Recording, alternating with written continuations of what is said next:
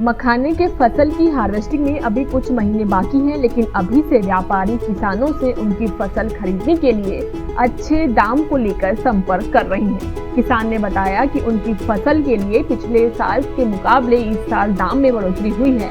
सुनिए मखाना किसान ने और क्या कहा। मैं 2019 से ही मखाना की खेती शुरू किया था 2019 में, और जो कि चल रहा है।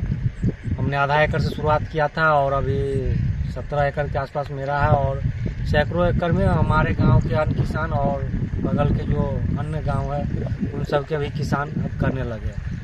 मखाना यहाँ पहले तालाबों में हुआ करता था और मछुआ समुदाय के लोग ही करते थे, लेकिन जब हम मखाना अनुसंधान केंद्र गए तो पता चला कि वहाँ 2 वैरायटी स्वर्ण बेदई और समर मखाना वन प्रजाति जो विकसित की गई वो कम पानी में हो सकता है। तो हम वहाँ से बीज ला करके इसकी शुरुआत किए, तो पैदावार अच्छा हुआ, इसमें मुनाफा भी अच्छा खासा हुआ। विगत 2-3 वर्षों में हीट वेव के कारण थोड़ा सा फसल में पैदावार में कुछ कमी आया, लेकिन फिर इस साल फसल ठीक है और 2 साल से इसका जो मूल्य है वो भी काफ़ी उसमें वृद्धि हुई है। पिछले साल हम बात करें तो 1 क्विंटल जो मखाना का बीज जिसको हम लोग बोरिया कहते हैं उसकी कीमत लगभग 18,000 से 25,000 तक गया था। इस साल 25,000 से 30,000 अभी खेत में फसल लगा ही हुआ है, तो इसकी रेट व्यापारी आकर के वो एडवांस कर रहा है या कह रहा है कि हमसे आप एग्रीमेंट कीजिए, हमको दीजिए। तो इस तरह से बहुत ज़्यादा इसका मूल्य वृद्धि है। इसके लावा की बात करें तो लावा का भी दाम बहुत काफ़ी बढ़ोतरी हुई। अभी जो मिक्स लावा होता है जिसमें छोटे और बड़े सभी आकार के लावा मिले रहते हैं उसका कीमत लगभग 1,000 से 1,200 रुपये प्रति किलो है। अब जो खेत विधि में हम मखाना कर रहे हैं तो क्या होता है कि अभी खरीफ में लोग फसल के रूप में धान यहाँ के किसान लेते हैं, लेकिन जब बाढ़ आ जाती है तो धान के फसल नष्ट हो जाता था, उससे नुकसान होता था।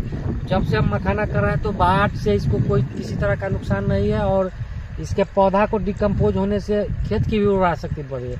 जंगली पशु की भी समाधान इसमें है, चूँकि ये कांटेदार पौधा होने के कारण इसमें जो जंगली पशु है वो भी किसी तरह का नुकसान नहीं कर पाता है।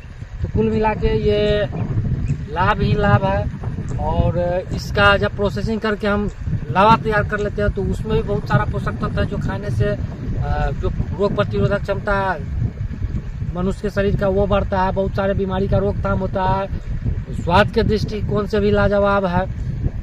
तो हर दृष्टिकोण से मखाना बहुत ही फायदेमंद है। पौधा गल गया तो खेत की उर्वरा शक्ति बढ़ गई। नकदी फसल है, चूँकि पहले यहाँ एक नकदी फसल हुआ करता था, जब से चीनी मिल बंद हुई है तो किसानों के पास एक भी नकदी फसल नहीं था। लेकिन अब जो है मखाना विकल्प के रूप में उससे भी बढ़िया एक नकदी फसल के रूप में हुआ कि जब रोपता है उसी समय से व्यापारी एडवांस देने के लिए तैयार होता है। बेचने की कोई झंझट नहीं होती। आप बीज बेच ले तो भी अच्छा मुनाफा आ जाता है। अगर उसका प्रोसेसिंग करके आप लावा तैयार कर ले तो उसी इनकम में 20 से 25% और उसकी बढ़ोतरी हो जाती है। आप देख सकते हैं कि अभी बाढ़ का पानी इस चौर में आ गया और खेत में पानी भर गया है। अभी किसान इसमें धान नहीं लगा सकते हैं, ये जब तक बिचड़ा थोड़ा बड़ा न हो जाए, या बहुत किसान नहीं भी लगाएंगे क्योंकि जो धान की खेती में लागत आता है और जब नष्ट हो जाता है तो बहुत घाटा का सामना किसानों को करना पड़ता है। तो विकल्प के तौर पर अच्छा है। हम रबी के फसल लेने के बाद मखाना का फसल लेते हैं, और मखाना अगर हम समय से हार्वेस्ट कर लेते हैं तो फिर इसमें धान भी लगा सकते हैं। तो 2-3 फसल हम इसमें कर सकते हैं। अगर हम धान नहीं लगाते हैं तो इसमें हम सिंघाड़ा के फसल ले लेते हैं। तो 1 एकड़ खेत में हम रबी के अलावा मखाना और सिंघाड़ा की फसल लगा करके 1 लाख के आसपास हम इनकम कर लेते हैं। तो जब हम इसका शुरुआत आधा एकड़ से किए थे उस समय तो परेशानी हुई थी, क्योंकि सिर्फ मछुआ समुदाय के लोग कर रहे थे। लोग कमेंट भी किए तालाब का चीज़ है, खेत में नहीं होगा। दूसरी बात की इसको जातीय बंधन से लोग बांधे हुए थे, लेकिन हमने एक छोटी शुरुआत की और ये एक बहुत बड़ी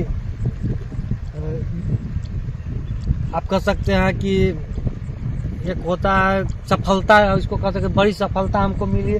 और बहुत सारे किसान अब जुड़ रहे हैं, नए नए किसान इसमें आ रहे हैं, खेती कर रहे हैं मखाना की। अगर ये वीडियो आपको पसंद आया है तो इसे लाइक ज़रूर करें। अगर चैनल अभी तक सब्सक्राइब नहीं किया है तो कर लें और नोटिफिकेशन पाने के लिए बेल आइकन भी दबा दें।